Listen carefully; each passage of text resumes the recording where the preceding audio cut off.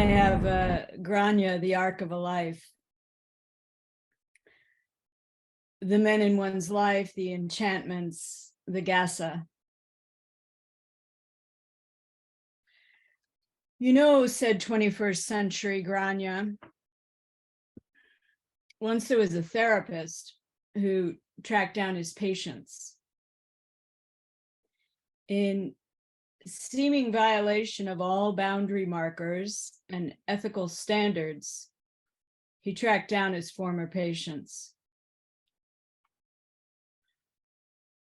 One of them had gotten a day job as well as a weekend gig. On the weekends, he was the submissive at a BDSM club where he was collared and leashed and whipped. But he was alive, maybe for decades. He'd been nearly mauled to death by a circus bear he loved. He knew it loved him too. It didn't, any more than his father loved him. His father, with all of his Urson memorabilia choking the house he grew up in. So many flavors of not dead.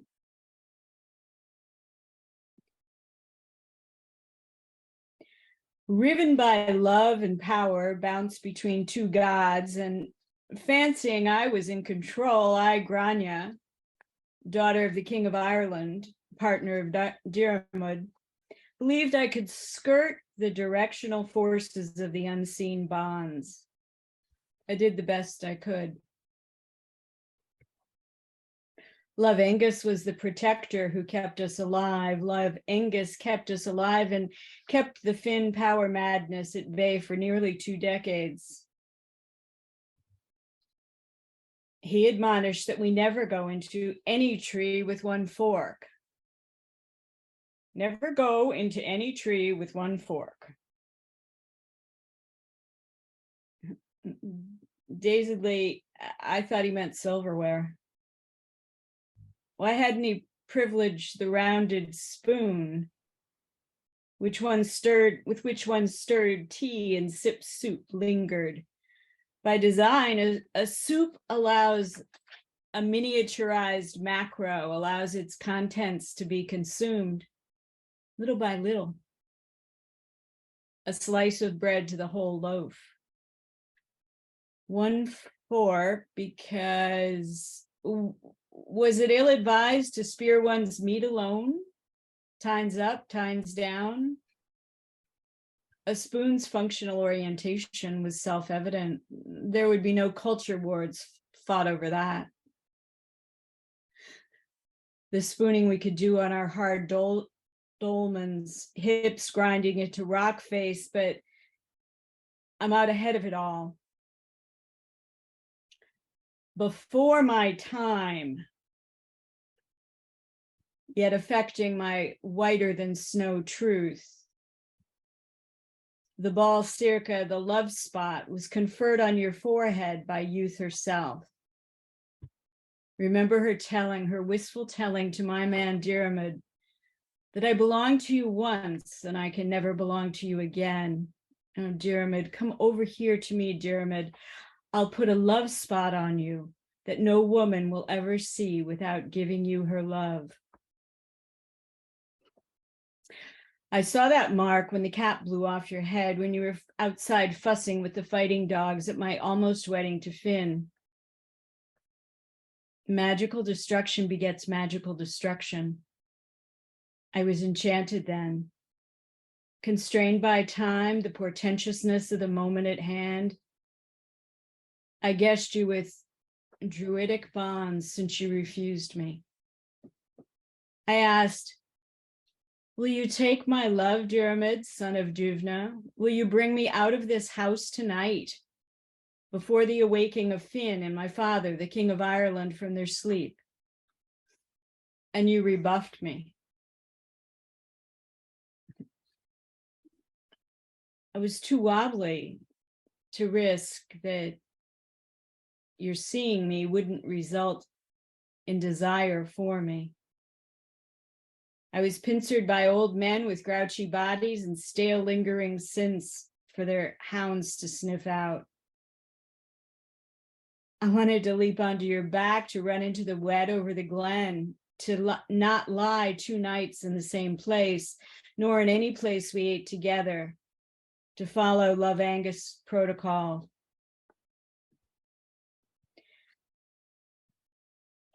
You weren't just a love-spotted pretty boy. To be betrayed was also your lot. I came to discover that your own father loaded you with a ferocious death. Your old man, Don, was so puny that he crushed your half-brother and blamed it on the dogs. His father, Angus Stewards, magicked yet another fate for you. Then the steward came again, having a druid rod with him, and he struck his own dead son with the rod, and he made of him a wild boar without bristle or ear or tail. And he said, I'd put you under the bonds to bring Diarmid, grandson of Duvna, to his death, and your own life will be no longer than his. And it was by him, the boar of Slieve Gullion, that Diarmid came to his death at the last. And I got the mute, empty vessel of grieving Crachnuit for a mother-in-law. Together, Diarmid and I looked for second chances, places and moments that gave us light, that let us rise above our naivete, Diarmid and I. We avoided the caves with a single entrance, the islands with one harbor. I didn't know that your brutal double death would come when I was so very pregnant again. Misery. Both of your fathers betrayed you. Don with his stuntedness, Finn with his grievances. Angus Love didn't betray, though. I wonder, is that how I came to be with Finn? Finn, whose palms leaked away the water that would have revivified you, whose grudge was inviolate? Had he baited the boar too? My woman's mind, quicker than the wind, struggles, wrestles. Has my mind changed like the water of a running stream? Was it Finn's gentle way of fielding my unchecked wordy rage? Were there no oaths or bonds or enchantments? Ochone, ochone. Finn and I have started anew. What do my children make of this? What estate do I bequeath them?